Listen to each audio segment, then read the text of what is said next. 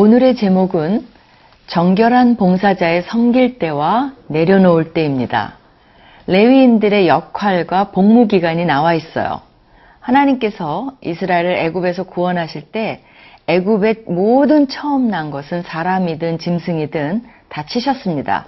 그러나 이스라엘 백성들의 짐승과 장자는 구원해 주셨습니다. 그렇기 때문에 하나님은 그들이 다 하나님의 것이라고 말씀하십니다. 그러기에 처음 난 짐승은 다 하나님께 바치도록 되어 있습니다. 그러나 이스라엘 백성들의 장자는 레위 지파가 대신하도록 하셨습니다. 이 레위 지파들도 섬길 때가 있고 내려놓을 때가 있다는 것입니다. 이것이 무슨 의미인지 본문을 보면서 함께 살펴보도록 하겠습니다.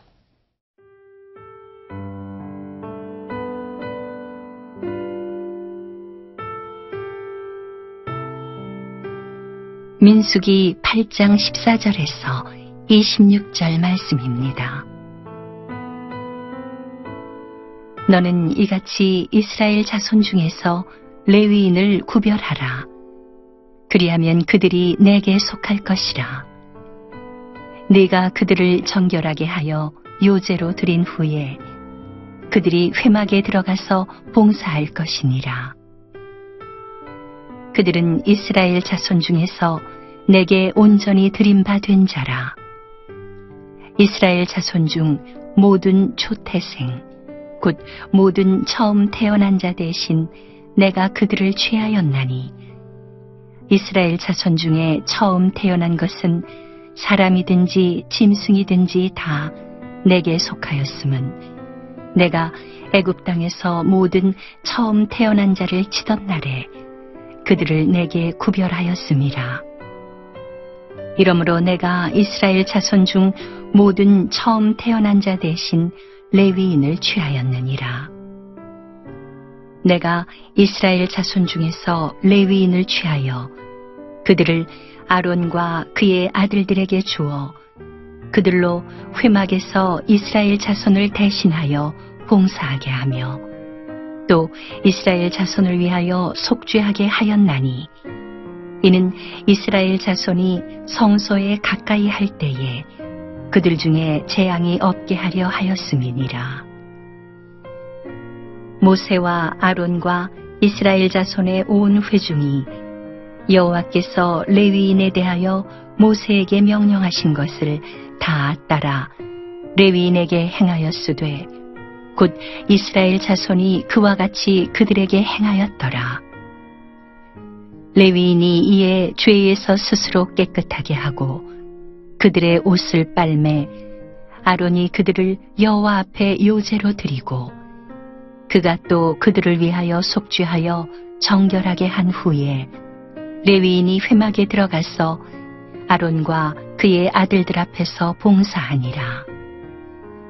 여호와께서 레위인의 일에 대하여 모세에게 명령하게 하신 것을 따라 그와 같이 그들에게 행하였더라. 여호와께서 또 모세에게 말씀하여 이르시되, 레위인은 이같이 할지니 곧 25세 이상으로는 회막에 들어가서 복무하고 봉사할 것이요 50세부터는 그 일을 쉬어 봉사하지 아니할 것이나 그의 형제와 함께 회막에서 돕는 직무를 지킬 것이요 일하지 아니할 것이라. 너는 레위인의 직무에 대하여 이같이 할지니라. 하나님께서는 레위인들을 구별하라고 말씀하십니다. 레위인들은 어쩌다가 이렇게 전임 사역자들로 발탁이 된 것일까요? 사실 레위는 야곱의 셋째 아들입니다. 르우벤도 있고 시므온도 있고 다른 아들들도 얼마든지 있는데 왜 하필 레위의 자손들이 회막에서 하나님을 섬기도록 또 이스라엘 백성들의 장자를 대신해서 뽑히게 된 것일까요? 물론 오늘 본문에 그 사연은 나오지 않습니다. 그러나 잠시 우리가 출애굽기 32장의 금송아지 사건으로 가보면 그 유래를 알 수 있습니다. 출애굽기 32장은 금송아지 사건으로 유명합니다. 애굽에서 강요하러 나온 이스라엘 백성들은 시내산 밑에서 진치고 있었는데 모세가 잠시 시내산에 올라가서 하나님과 대면도 하고 십계명도 받고 이제 그렇게 하는 사이를 못 참아서 모세가 오지 않으니까 죽었을지도 모른다고 그러니까 대책을 마련하자고 이제 백성들이 나섭니다. 그래서 금송아지를 그 사이에 만들어서 우상을 섬기기 시작합니다. 그때 모세는 십계명을 받아가지고 내려와서 백성들의 그런 모습을 보니까 진노해서 그 돌판을 산 아래로 던져 깨뜨립니다. 그리고 모세가 여호와의 편에 있는 자는 내게로 나오라고 말하는데 그때 레위 자손이 나옵니다.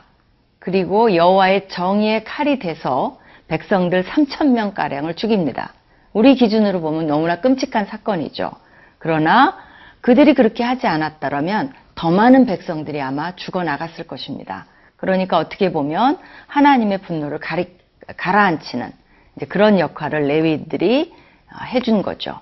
거룩한 분노의 칼로 오히려 사람들을 살린 셈입니다. 이러한 사건 후에 모세가 레위인을 향해서 그들이 오늘 여호와께 헌신하게 되었다라고 말합니다. 그리고 여호와께서 그들에게 복을 내리시리라고 말합니다. 이것이 유래가 돼서 레위 지파가 여호와께 헌신하도록 뽑히게 된 것입니다. 레위인들의 역할은 오늘 민수기 본문에 나온 것만 정리하면 4가지 정도로 구분해 볼 수 있습니다. 첫째는 이스라엘 자손을 대신해서 회막에 들어가 하나님께 봉사하는 겁니다.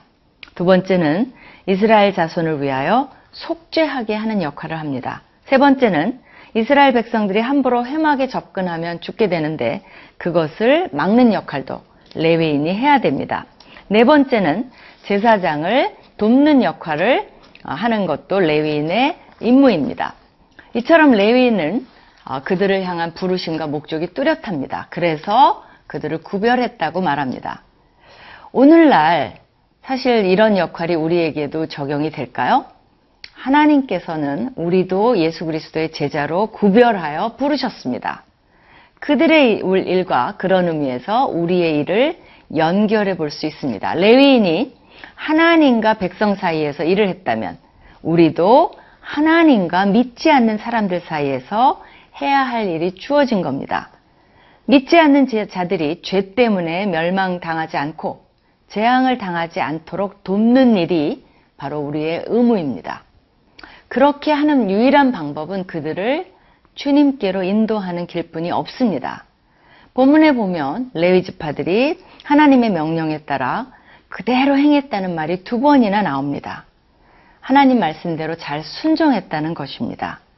레위인들이 주어진 일을 잘 감당했다는 것입니다.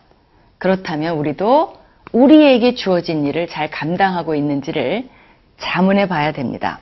어쩌면 주위에 너무나 많은 사람들이 아직 그리스도를 못 만나고 있는데 우리가 임무를 소홀히 하고 있지는 않은지 살펴봐야 됩니다. 사실 세계 복음화의 길은 아직도 멉니다. 최근에 영국 맨체스터 실내 경기장에서 미국 유명 가수 아리아나 그란데의 공연이 열린 중 폭탄 테러가 일어나서 최소 22명이 사망하고 59명이 다친 사건이 일어났습니다.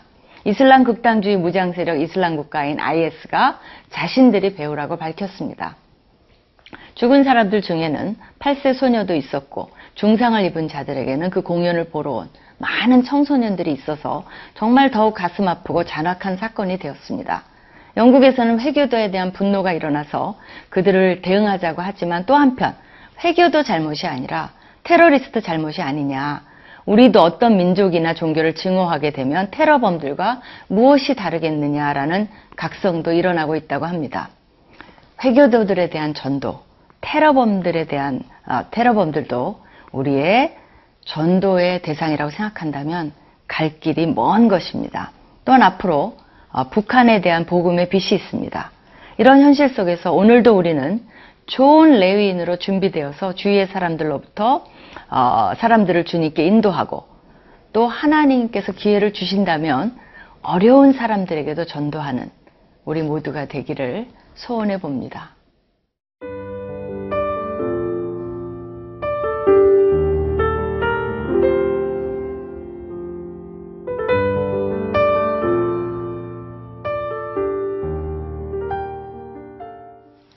우리 사회에서 은퇴는 대략 몇 세에 하나요?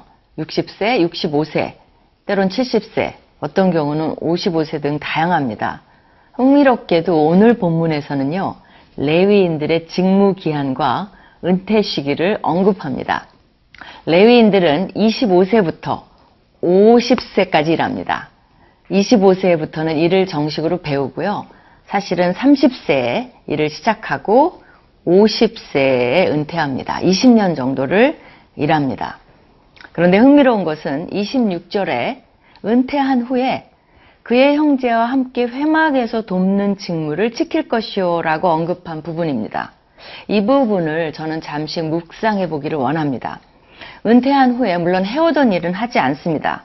그런데 회막에서 돕는 직무를 지키라고 말합니다. 뭘 하라는 걸까요? 이것은 은퇴 후에 레위인들이 일이 끝난 것이 아니라 일의 방향이 달라진 것을 말하고 있는 겁니다. 젊은 레위인들을 도우라고 말하는 겁니다. 아마도 그들의 경험, 연륜 이런 것들이 실제로 젊은 레위인들에게 유익하게 쓰였을 것입니다. 또 그들을 가르치고 경험을 전수하고 업그레이드 될 수 있도록 멘토와 리더의 역할을 감당했을 것입니다. 상담도 해주었을 것입니다. 레위인들이라고 가족관계가 원만한 것은 아닐 테니까 그런 문제들도 도와줬을 것입니다. 인간관계 문제도 해결해 줬을 거예요. 그러니까 여러 면에서 은퇴한 후에도 도움을 주었다는 겁니다. 이거는 장수하는 시대를 맞은 우리 현대인에게 시사하는 바가 크다고 봅니다. 우리는 은퇴하고 지금 20년, 30년, 때로는 40년도 더 사는 아주 특이한 시대를 맞이하고 있어요. 그렇기 때문에 저는 이거를 은퇴 신학이라고 할까요? 그렇게 불러보고 싶습니다. 그 은퇴 신학을 좀 정립해 보는 것이 중요하다고 봅니다. 성경에 딱히 은퇴에 대해서 다룬 것은 거의 없습니다. 그러나 오늘 본문이 약간의 힌트를 주긴 줍니다. 그것에 대해서 몇 가지 좀 생각해 보고자 합니다. 첫째, 직장에서 은퇴했다고 해서 일을 안 해도 된다는 의미는 아닌 것 같습니다. 우리도 어떤 형태든 일을 계속해야 됩니다. 은퇴자금이나 노후자금으로 매일 놀고 쉬고 아무것도 안 하고 그것이 하나님의 뜻은 아닌 것 같습니다. 은퇴 후에도 사회를 위해서, 공동체를 위해서, 다른 사람을 위해서 우리는 무엇인가 할 일을 찾아야 됩니다. 물론 젊은이들이 취업도 안 돼 일자리가 없는데 노인이 할 일은 아무것도 없고 가만히 있어주는 것이 돕는 거예요 라고 말할 수도 있어요. 그러나 젊은이들에게 일자리를 뺏자는 것이 아닙니다. 오히려 그들에게 힘을 주고 건전하게 공헌할 일을 찾아보자는 것입니다. 둘째, 무엇인가에 공헌을 하려면 그만큼의 연륜과 신앙의 성숙도와 덕이 있어야 됩니다. 디도서 2장에 보면요. 은퇴한 사람들을 꼭 대상으로 하는 것은 아니지만 늙은 남자와 늙은 여자들이 어떤 덕목을 지녀야 하는지를 다룹니다. 늙은 남자들은 한번 잘 들어보세요. 절제하며, 경건하며, 신중하며, 믿음이 있고 사랑이 있고 인내함에 온전해야 된다라고 가르칩니다. 하나하나 묵상해 볼 덕목들입니다. 나이가 있다고 무조건 이런 덕이 쌓이는 것은 아닙니다. 젊었을 때에도 이런 것을 연습해야만 신앙이 성숙해 가면서 공헌을 할 수가 있는 겁니다. 늙은 여자들에게 사도 바울은 조언합니다. 행실이 거룩하며 모함하지 말며 많은 술의 종이 되지 아니하며, 아마 늙은 여자들이 가사에 해방되면서 할 일이 없으니까 술에 빠지기도 했나 봐요. 선한 것을 젊은 여자들에게 가르치라고 그렇게 말합니다. 그러니까 이런 것들을 하려면 갑자기 늙었다고 이런 덕목이 나오고 가르칠 것이 있고 그런 것이 아니에요. 젊었을 때부터 이런 모습으로 우리가 연습하고 살아가고 자라가고 성숙해야만 늙은 여자가 됐을 때 또 늙은 남자가 됐을 때 자연스럽게 성숙함이 우러나오고 덕이 쌓여가는 것을 알 수 있습니다. 은퇴 후에 은사, 자원, 시간, 경험, 네트워크, 영향력, 지혜가 가장 왕성하고 넘칠 때 그것을 젊은이들에게 나누어 주지 않고 단순히 직장에서 은퇴했다고 사장해버리고 낭비한다면 하나님 앞에 선한 청지기는 아닐 겁니다. 은퇴 후에도 우리는 하나님께 받은 모든 것을 가지고 제 생각에는 더 왕성하게 30배, 60배, 100배의 열매를 남겨야 합니다. 마지막으로 세 번째, 직장에서 은퇴한다고 해서 하나님 일을 섬기는 일에 은퇴한 것은 아닙니다. 우리는 어떤 방식이든 죽는 날까지 하나님을 섬겨야 됩니다.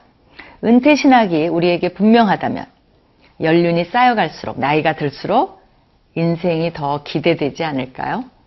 모두 승리하는 하루 되세요. 오늘도 은퇴 준비 잘 하시는 그런 하루가 되시기를 축원합니다. 기도하시겠습니다. 거룩하신 주님, 레위인들도 은퇴 후에 더 섬기라고 말씀하셨듯이 우리도 평생 일생 동안 은퇴 없이 하나님을 섬기고 사람들을 섬기고 공헌을 하면서 사는 저희들 되게 하여 주시옵소서. 젊었을 때부터 진정한 의미의 노자금이 아니라 우리의 덕을 쌓음으로 은퇴를 준비하는 우리 모두가 되게 하여 주시옵소서. 감사드리며 이 모든 거 예수님 이름으로 기도합니다. 아멘.